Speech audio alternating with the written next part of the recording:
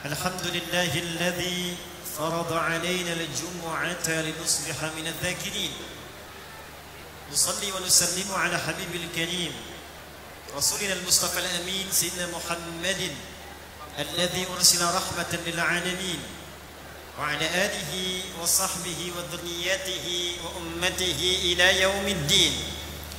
أما بعد، فيا أحباب الله وأحباب رسوله صلى الله عليه وسلم، أوصي نفسي وإياكم بتقوى الله فقد فاز المتقون، فلا تموتن إلا وأنتم مسلمون. فقال تعالى: يا أيها الذين آمنوا اتقوا الله حق تقاته ولا تموتن إلا وأنتم مسلمون. Hadirin jemaah Jumat rahimani wa rahimakumullah, mengawali khutbah Jumat kali ini kita bersyukur pada Allah Subhanahu wa taala. Alhamdulillah, di antara sekian hamba Allah yang tengah beraktivitas, kita yang masih diberikan kekuatan oleh Allah Subhanahu wa taala untuk mempertahankan keimanan kita dan mengimplementasikan keimanan itu dengan menunaikan ibadah Jumat di tanggal 8 di bulan Safar tahun 1445 Hijrah ini. Tidak setiap orang yang mengatakan muslim itu disebut dengan beriman, dan tidak setiap yang beriman memiliki kemampuan untuk membuktikan keimanannya kepada Allah dengan menunaikan perintah Allah dan menjauhi larangannya. Di antara standar penglihatan iman, di antara standar parameter seorang yang dinilai beriman, maka Allah turunkan standar parameter keimanan harian berupa salat 5 waktu. Ada standar keimanan pekanan berupa ibadah Jumat. Untuk itulah panggilan menunaikan Jumat disebutkan dalam Al-Quran dengan surahnya Al-Jumu'ah di ayat yang ke-9 dengan panggilan iman. Ya ayyuhalladzina amanu idza nudiya lis-salati min yaumil jumu'ati fas'au ila dzikrillah. Hai semua orang yang telah menyatakan beriman kepada Allah Subhanahu wa taala, buktikan keimananmu kepada Allah bila terdengar panggilan dari masjid, bila terdengar panggilan untuk menunaikan salat Jumat, maka bergegaslah untuk mempersiapkan diri dan bergegas menyeru seruan Allah Subhanahu wa taala untuk menunaikan ibadah Jumat. Jumat tidak hanya diberikan pada insan yang telah berislam, tapi Jumat melahirkan pembuktian keimanan kita kepada Allah sehingga diawali panggilannya dengan panggilan iman. Berbahagialah hadirin sekalian, di antara sekian hamba Allah yang tengah beraktivitas dan mengaku beriman, kita yang terpanggil oleh Allah Subhanahu wa taala untuk membuktikan keimanan kita menunaikan Jumat di masjid yang mulia ini. Semoga Jumat yang kita tunaikan di hari ini dijadikan oleh Allah Subhanahu wa taala sebagai Jumat terbaik dari sekian Jumat yang telah kita lalui. Hadirin jemaah Jumat rahimani wa rahimakumullah. Satu kali Nabi Muhammad sallallahu alaihi wasallam setelah awal periode menerima wahyu dengan turunnya surah Al-Alaq itu, beliau terkesan dan terdorong untuk terus mendekat kepada Allah, datang ke Gua Hira, berharap-harap wahyu turun, berharap pedoman baru diturunkan oleh Allah untuk membimbing Rasulullah SAW, mencerahkan umat, membebaskan dari keburukan, mengajak pada kemuliaan yang berkemajuan. Tetapi tiba satu masa, ternyata Nabi naik ke Gua Hira, wahyu belum turun. Ditunggu sehari, 2 hari, 3 hari, tidak kunjung turun. Sampai kemudian apa yang terjadi? Nabi pulang hampa tanpa wahyu. Nabi pulang tidak mendapatkan pencerahan dari Al-Quran.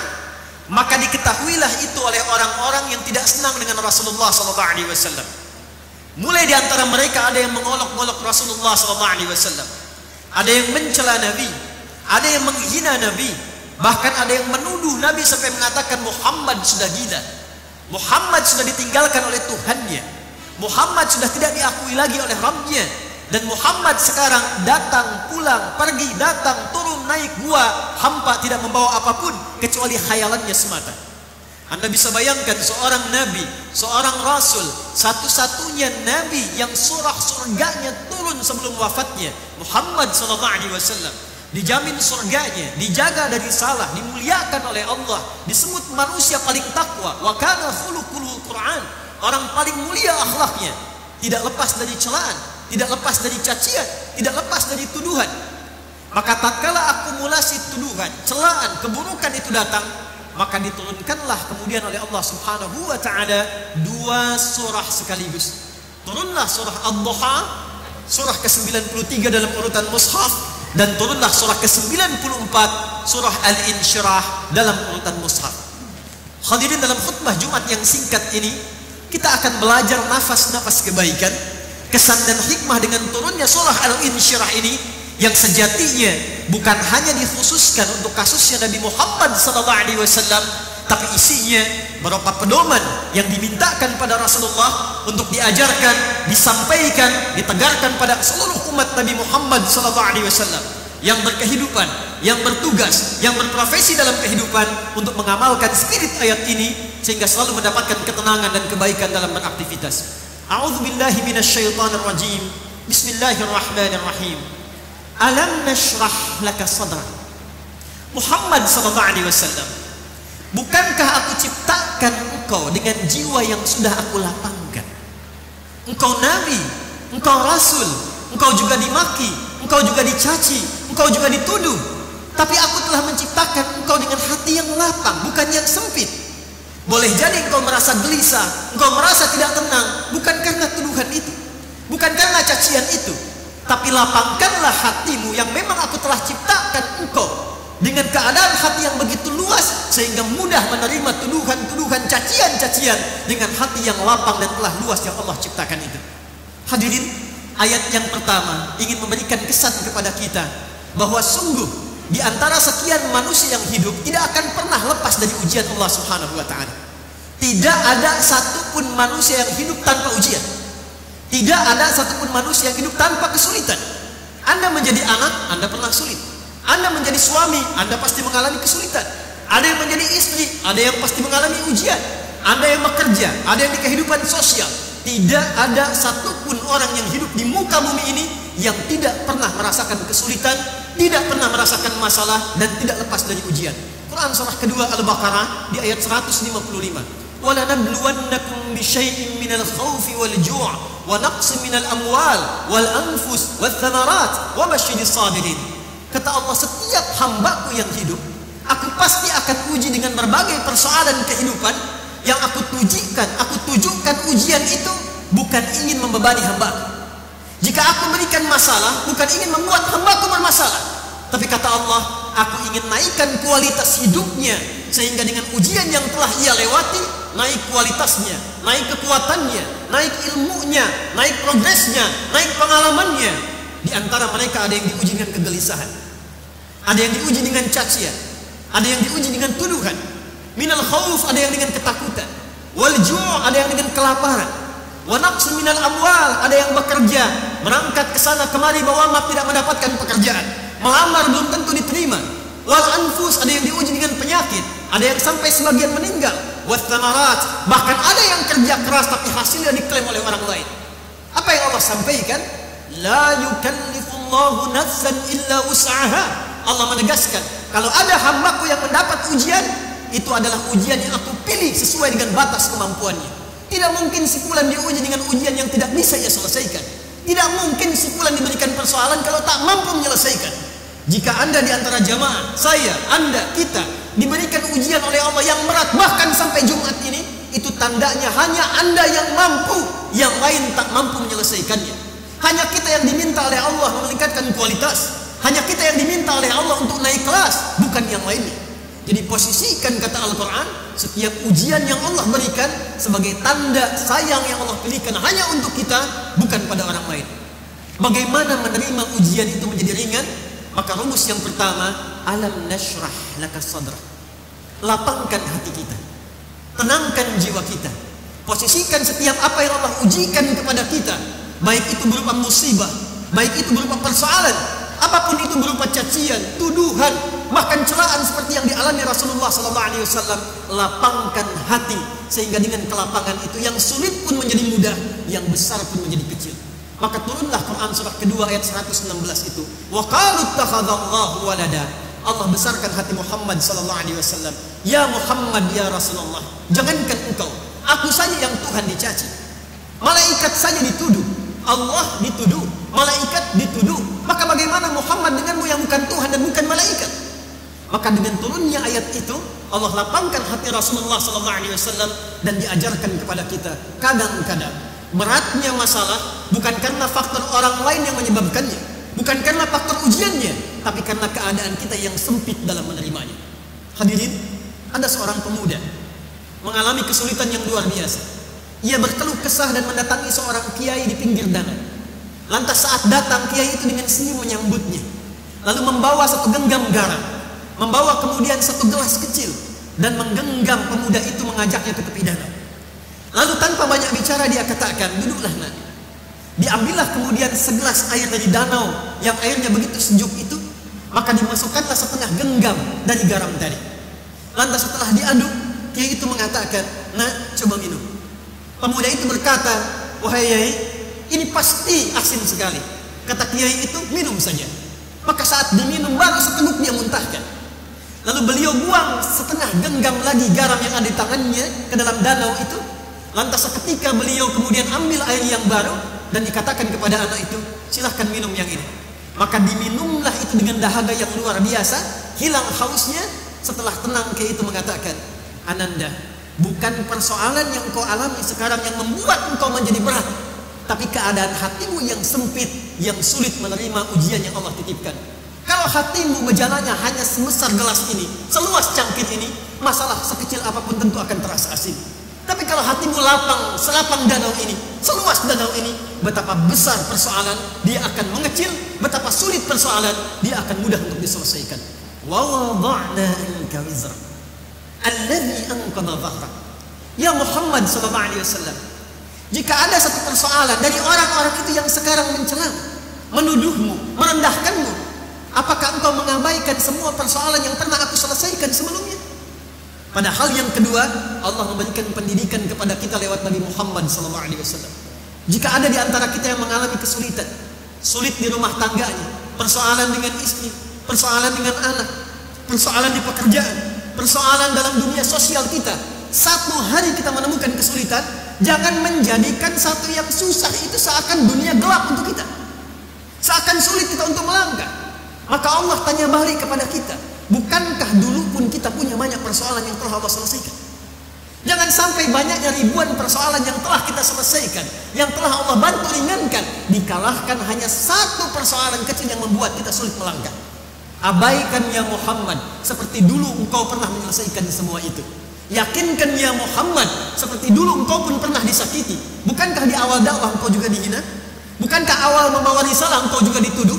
Bukankah engkau datang ke keluargamu engkau diacuhkan? Dan sampai detik ini aku bebaskan semua itu. Alladzi anqadha dhahrak, yang bahkan membuat engkau sulit untuk beraktivitas. Hadirin, inna ma'al usri yusra. Fa inna ma'al usri yusra. Adab ketiga, kesan yang ketiga. Jika siapapun di antara kita, kata Allah, termasuk bahkan Rasulullah SAW, mendapatkan satu ujian persoalan, maka adab yang pertama setelah dia melahirkan ketenangan dalam jiwanya, menganggap semua persoalan ini akan diselesaikan sama seperti persoalan sebelumnya, maka katakan pada dirinya, setiap ada kesulitan pasti ada kemudahan. Dalam bahasa psikologi kekinian, setiap mendapatkan persoalan, kalau ingin ringan mengatasinya, katakan pada diri kita, ini pasti selesai, ini pasti ada solusinya, ini pasti ada jalan keluarnya. Hadirin, di antara sekian kitab suci dan yang disucikan yang ada di bumi, hanya Al-Quran yang memberikan pencerahan kita untuk membimbing mendapatkan kemudahan dalam setiap persoalan yang kita alami. Dan inilah yang kemudian dipraktekkan sebagai teori psikologi bahkan di negara-negara maju yang sekarang kita bisa dapati. Jepang saat kemudian dibom Nagasaki, Hiroshima, kesulitan mendapatkan pencerahan berkemajuan setelah itu, maka ditanamkan di lisan mereka, di anak-anak SD mereka, kamu bisa, kamu bangkit, kamu maju, dikatakan untuk menguatkan motivasi jiwanya. Korea yang tertinggal dari Jepang, bahkan yang pernah dijajah Jepang, dari mulai kini anak TK-nya, anak SD-nya selalu mengatakan, kita mesti lebih hebat daripada Nippon, kita lebih bisa, harus menyusul Jepang. Dan setiap mereka akan masuk ke kelasnya menanamkan motivasi, kita bisa, kita bisa, kita maju.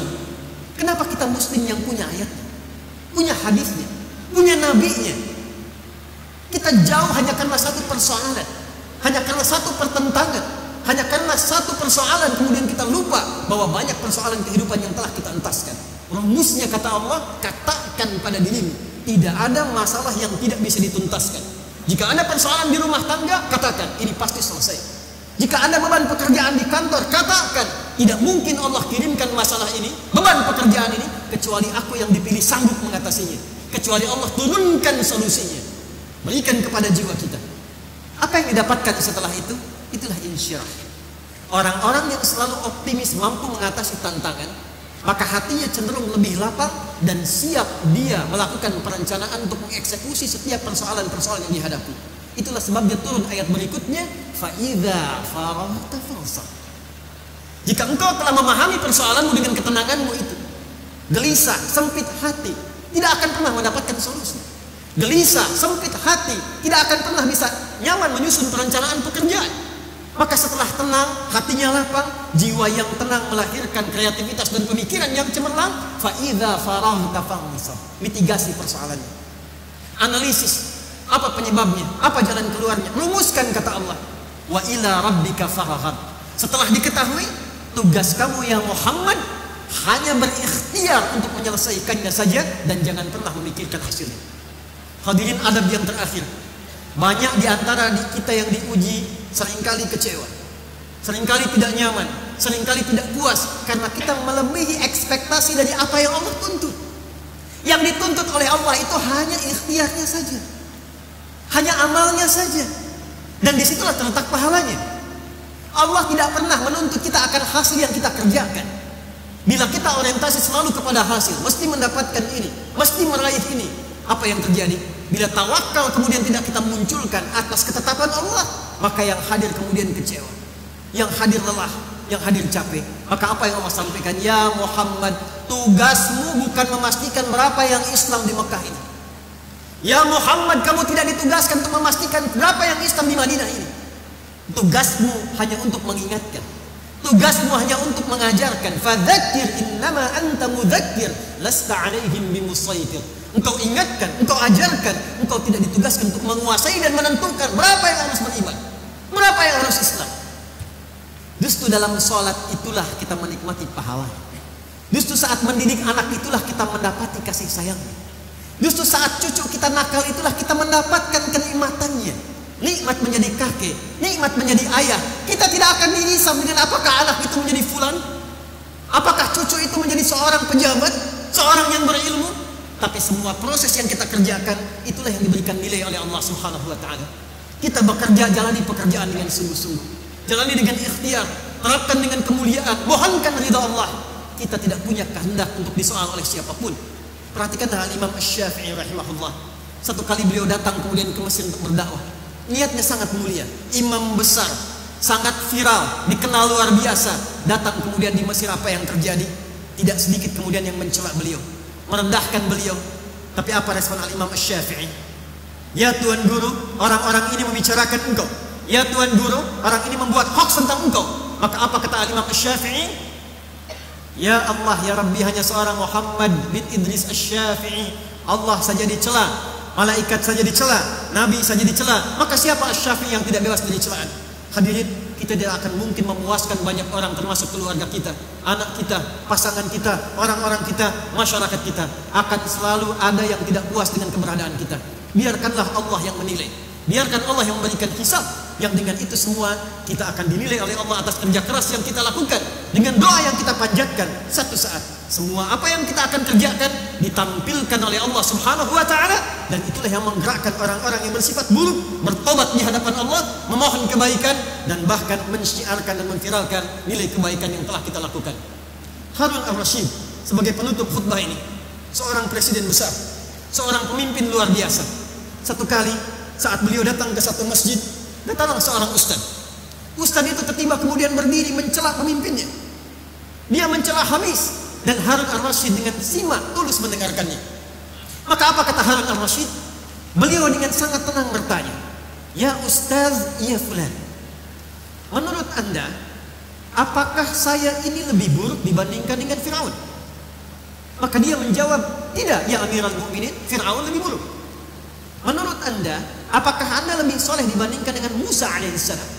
Maka Ustaz itu berkata, tidak ya Amirul Mukminin, Musa nabi, saya bukan. Musa lebih soleh, saya tidak. Maka dengarkan dan camkanlah. Seorang Musa yang dekat dengan Allah, Nabi Allah, disanding oleh Allah, dijamin dengan surga, disebutkan dengan Nabi Taqwa, diminta oleh Allah dakwah kepada Fir'aun yang sangat buruk, lebih buruk dibandingkan dengan saya. Dia tidak beriman, dan perintah Allahnya Quran surah ke-20 Taha di ayat 43 sampai 44. Idhaba ila fir'auna innahu tagha faqula lahu qawlan layyina la'allahu yatadhakkaru aw yakhsha. Hei Musa, hei Harun, Nabi, dua orang pergilah kepada Fir'aun. Dia telah mulai menyimpang, tapi dakwahi dia dengan lemah lembut. Katakan dengan etika, katakan dengan penuh kesopanan. Boleh jadi dengan etika dan kesopanan itu dia bisa kembali kepada jalan yang baik dan mendekat kepada Allah Subhanahu wa taala. Harun Ar-Rasyid mengatakan, Musa yang lebih baik dibandingkan dengan Anda diperintahkan kepada berdakwah pada Firaun yang lebih buruk daripada saya, tetap mengatakan yang baik-baik. Maka siapakah engkau berkata yang buruk kepada saya? Maka ayat itu memberikan pesan kepada kita hadirin, sepanjang kita beriman, sepanjang kita merasa Allah Tuhan kita, Nabi Muhammad Rasul kita, betul lapangkan setiap hati kita. Bila ada yang mencela, bila ada yang menuduh, lapangkan diri kita, lapangkan dalam mengatasi berbagai problem kehidupan kita, di rumah tangga, di kedudukan, di persoalan, di kantor. Tapi sisi yang lain, kita juga dididik oleh Allah Subhanahu wa taala sepanjang punya iman, mengakui Nabi kita Rasul, jauhi sifat-sifat buruk yang pernah dialamatkan kepada Rasulullah SAW. Orang beriman tidak akan pernah mencela. Orang beriman tidak akan pernah merendahkan. Ya ayyuhalladzina amanu, ya 361 kali. Memanggil yang dekat, yang menengah, yang jauh. Ayyuha disebutkan 150 kali di Quran. Ayyuhnya munada menguatkan, hanya mengingatkan. Alladzina disebutkan 1080 kali dalam Al-Quran. Ke semua orang yang merasa punya iman, laki-laki, perempuan, muda, tua, besar, kecil, punya jabatan, tak punya jabatan. Kata Allah, sepanjang engkau beriman, sepanjang engkau beriman, aku ingatkan, aku tegaskan, la yasra qaumin qaum. Jangan saling merendahkan, jangan saling mencaci, jangan saling menuduh. La yaghtab ba'dukum ba'dha. Jangan buat hoax, jangan terpecah belah. Quran kita sama, hadis kita sama, nabi kita sama. Maka pembuktian keimanan kita itu yang tidak sama. Dalam Jumat inilah khatib mengajak kepada kita semua, mari kita belajar kembali dengan spirit surah Al-Insyirah, melapangkan hati kita saat mengalami ujian, tapi saat yang bersamaan bersikap yang baik untuk mendekatkan diri kita kepada Allah dan membuktikan keimanan kita di hadapan Allah Subhanahu wa taala. Akan tiba satu masa, kata Nabi, saat keadaan akses digital itu banyak kemudian bisa diakses. Sayati alaikum zamanun, akan tiba di masa-masa kalian, taqarubul aswaq, orang-orangnya akan mudah cepat mengakses pasar-pasar. Yang dulu kita datang dengan angkot, dengan ojek sampai di tempatnya kita belanja, sekarang kita klik barangnya kemudian datang.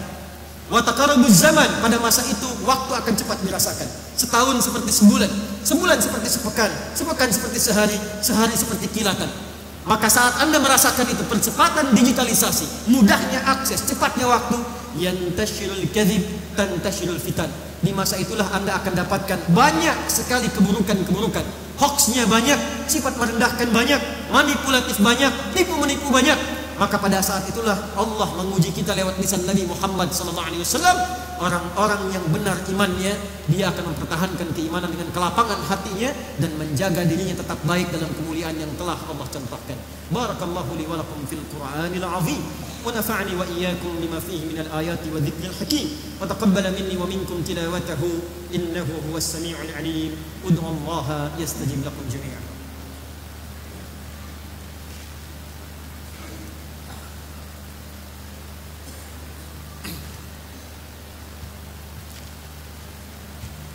Alhamdulillah, wassalatu wassalamu ala rasulillah wa ala alihi wa sahbihi wa man walah, wa ba'd. Saya ibadallah, usi nafsi wa iyyakum bitaqwallahi faqad fazal muttaqun fala tamutunna illa wa antum muslimun.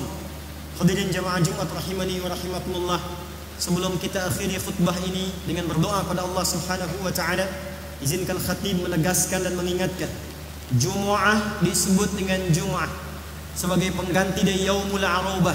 Dulu sebelum datang Islam, hari Jumat ini disebut dengan Yaumul Arubah, hari akhir pekan untuk berbangga, berpesta, hari sombong, hari pamer. Setelah sepekan beraktivitas, ditunjukkan hasilnya, dipamerkan, diviralkan untuk ditunjukkan siapa yang paling hebat dibandingkan yang lainnya. Maka berkumpullah mereka di pusat-pusat hiburan disebut dengan suq. Ada suq Uqad, suq Dumatil Jandal, dan puncaknya di Jabal Qubais di dekat dengan Ka'bah. Maka yang dilakukan oleh mereka cuma kumpul-kumpul, pamer-pamer, tak kenal yang lain, terpecah belah, kemudian muncullah kriminalitas. Datanglah Islam, hijrah Nabi ke Al-Madinah Al-Munawwarah, turunlah kemudian perintah Jum'ah dengan turunnya surah ke-62 ayat 9 sampai ayat 10 itu. Ya ayyuhalladzina amanu idza nudiya lis-salati min yaumil jumu'ah. Hei orang beriman, sekarang tibalah Allah mengganti yaumul arubah dengan yaumul jum'ah. Hadirin, Jumat memiliki arti 3 pokok. 1, berkumpul. 2, saling mengenal di antara yang kumpul. Dan yang ketiga, saling memperhatikan, mengisi dan mendoakan di antara yang kumpul itu. Jadi Jumat itu dihadirkan oleh Allah untuk merubah sifat-sifat keburukan yang sejak ada di zaman jahiliyah. Yang diinginkan bukan Anda datang, duduk, ngantuk, kadang tidur, salat dan pulang. Yang Allah inginkan melalui Rasulullah, datanglah ke Jumat. Salinglah kita mengenal, saling mengisi, saling mendoakan. Di setiap masjid yang Jumat, boleh jadi ada orang sakit, tidak punya kemampuan ke rumah sakit, datang dokter, diberikan solusi. Yang tak punya pekerjaan, datang orang yang punya pekerjaan, diberikan gambaran. Orang-orang yang tidak dapat minuman, dapat minuman. Orang yang lapar, dapat makanan. Itulah Jumat, itulah solusi. Tidak ada satupun Jumat di era Nabi kecuali dikenal satu dengan yang lainnya, kecuali erat, kecuali rukun, dan terhindar dari perpecah belahan. Malu kita kalau tiap pekan Jumat ternyata saling menghina. Tiap pekan Jumat saling merendahkan. Tiap pekan Jumat saling mencaci. Tiap pekan Jumat tidak mendapatkan spirit dari Jumatnya. Oleh karena itu, Nabi SAW bersabda, hadis riwayat Muslim, nomor hadis 1855, riwayat dari seorang sahabat bernama Auf bin Malik Al-Ashja'i dari Nabi SAW, khiyaru a'immatikum man tuhibbunahum wa yuhibbunakum wa tusalluna alaihim wa yusalluna alaikum. Berbahagialah satu bangsa, satu negara, satu masyarakat bila ada pemimpin dan rakyatnya saling mencintai. Nabi mengajarkan, jika ada pemimpin rakyat yang mencintainya, jika ada pemimpin-pemimpin mencintai rakyatnya, bagaimana mendapatkan cinta itu? Maka dalam Jumat inilah diajarkan oleh Nabi SAW, tusalluna alaihim wa yusalluna alaikum. Saling mendoakan. Doakan pimpinan kita, RT kita, RW kita, lurah kita, camat kita, wali kota kita, gubernur kita, presiden kita, bukan dengan mencacinya, merendahkannya, menjatuhkannya. Sehingga dengan itu Allah bimbing dengan doa kita. Dalam sujud malam kita dibimbing beliau-beliau untuk membimbing kebijakan yang baik, memasyarakatkan kita, memajukan negeri kita, mendamaikan kita. Dan dengan doa itulah Allah jaga kemuliaan di antara kita semua. Beliau-beliau mendoakan kita, membangun negeri kita, kita pun mendoakan mereka dalam kebaikan, sehingga kita pulang dalam keadaan husnul khatimah yang baik. Tidak ada beban keburukan, lapang hati kita, datang baik dan pulang dalam keadaan yang baik. Dan di Jumat inilah kita bermohon kepada Allah Subhanahu wa taala. Menutup khutbah kesempatan yang baik ini, semoga Allah Subhanahu wa taala menerima amalan kita, mengampuni dosa kita, dan mengabulkan apa-apa yang akan kita mohonkan pada Allah Subhanahu wa taala. Allahumma taqabbal minna innaka antas sami'ul alim wa tub 'alaina innaka antat tawwabur rahim. Allahumma ya arhamar rahimin, Rabbana la tada' lana fi maqamina hadha wa fi kulli maqamin dhanban illa ghafarta. Ya Allah, jika ada seorang pendosa hadir di Jumat ini atau sekitaran masjid ini, jangan biarkan ia meninggalkan masjid ini kecuali Engkau ampuni seluruh dosa-dosanya ya arhamar rahimin. Allahumma wala hamman illa farajtah. Ya Allah, jika ada yang datang di Jumat ini membawa kegelisahan, jangan biarkan ia pulang kecuali Engkau telah tenangkan keadaan hatinya. Allahumma wala maridan illa syafaitah. Ya Allah, jika ada di antara kami, kolega kami, keluarga kami yang mungkin tidak datang Jumat atau yang tidak hadir Jumat, Kau uji dengan penyakit seberat apapun, mohon angkat dan sembuhkan penyakitnya. Allahumma wala asiran illa yasartah. Ya Allah, ada hamba-Mu yang datang ke Jumat ini di antara mereka yang datang membawa kesulitan, mohon ya Allah angkat dan hilangkan seluruh kesulitannya. Ya arhamar rahimin, alif baina qulubina. Allahumma alif ya Allah, waltaf qulubal 'asil yatubu ilaika fi hadhihi al-jum'ah taubatan nasuha. Ya Allah, jika ada pelaku maksiat hadir di sekitaran Jumat ini, atau bahkan kerabat kami, tetangga kami, orang terdekat kami ya arhamar rahimin, maka mohon sentuh hatinya untuk bertobat sebelum ia wafat menghadap-Mu ya arhamar rahimin. Idza kanu ghairul Islam fahdihim ilal Islam. Ya Allah, jika ada di antara kami yang belum menerima hidayah, teman kami yang hidup bersama kami, bekerja dengan kami, jadi tetangga kami, ya Allah berikan hidayah kepada mereka untuk berislam. Kami hidup dengan mereka di dunia berbahagia, maka kumpulkan kami di akhirat dalam kebahagiaan yang lebih dari serupa ya arhamar rahimin. Allahumma ihfadh umara'ana waj'alhum 'udala warzuq sihhatan lahum ya arhamar rahimin wa quwwatan lahum ya rabbal alamin. Ya Allah, mohon jaga para pemimpin kami ya rabbal alamin. Anugerahkan hidayah dan taufik kepada mereka ya Allah, agar bersikap adil dalam membuat keputusan. Ya Allah, berikan hidayah kepada mereka ya Allah, agar ringan pekerjaan mereka. Bimbing mereka ya arhamar rahimin, sehatkan mereka ya rabbal alamin. Ya Allah, jauhkan mereka dari keburukan-keburukan yang mengancam hisab mereka di hari kiamat ya arhamar rahimin. Allahumma ihfaz ya Allah ulama'ana waj'alhum mukhlashina lakad-din. Ya Allah, mohon jaga para ulama kami, cerahkan hati mereka ya Allah, luaskan ilmu mereka ya Allah, bimbing mereka untuk berdakwah, untuk menyatukan umat. Jauhkan mereka dari perpecahan ya Allah, jauhkan mereka dari godaan-godaan materi ya Allah. Allahumma ihfaz biladana Indonesia waj'alha baldatan thayyibatan wa anta tardaha. Wa'alif wahid ya Allah mujtama'iha wajannibna min at-tafriqah. Ya Allah, mohon jadikan negeri kami Indonesia negeri yang berkah, negeri yang makmur, negeri yang adil, dan mohon ya Allah jaga rakyat kami ya Rabbal Alamin. Satukan kami dalam kebaikan dan kekompakan untuk memajukan, memakmurkan negeri ini ya Arhamar Rahimin. Jauhkan kami dari perpecahan ya Arhamar Rahimin. Ya Allah, berkahi para pejuang yang telah mendahului kami, pemimpin-pemimpin negeri ini yang telah kembali kepadamu ya Allah. Berkahi mereka ya Allah, berkahi keluarga mereka ya Allah. Terangi kubur mereka ya Allah. Ganti setiap pengorbanan tetes darah, keringat, air mata mereka ya Allah dengan jariyah menerangi kubur mereka. Ringankan hisab mereka ya Arhamar Rahimin. Bagi yang bertugas ya Allah, lapangkan tugas mereka, mudahkan, sehatkan, berikan kekuatan, berkahi keluarganya, lapangkan keluarganya, samarkan keluarganya ya Arhamar Rahimin. Kepada kami rakyatnya ya Allah, berikan kemakmuran, berikan kelapangan, berikan kedamaian, berikan ketentraman, dan wafatkan kami dalam keadaan husnul khatimah. Rabbana atina fid dunya hasanah wa fil akhirati hasanah wa qina adzaban nar. Ishtaqna bi Rasulillah sallallahu alaihi wasallam. Ya Allah, kami rindu dengan Rasulullah sallallahu alaihi wasallam. Ishtaqna bi Rasulillah sallallahu alaihi wasallam. Ya Allah, jadikan kami umat Rasulullah sallallahu alaihi wasallam. Jangan sia-siakan air mata kami ya Allah yang tak hidup dengan Rasulullah, yang tak melihat Rasulullah di alam mimpi kami. Maka mohon beri kesempatan kami untuk bersua dengan Rasulullah di jannah-Mu ya Rabbal Alamin. Rabbana atina fid dunya hasanah wa fil akhirati hasanah wa qina adzaban nar. Sallallahu alaihi sayyidina Muhammad wa ala alihi wa sahbihi ajma'in. Wa akhiru da'wana alhamdulillahi rabbil alamin. Ibadallah, innallaha ya'muru bil 'adli wal ihsan wa ita'i dzil qurba wa yanha 'anil fahsya'i wal munkari wal baghi ya'izukum la'allakum tadhakkarun wa la dzikrullahi akbar. Aqimus shalah yarhamkumullah.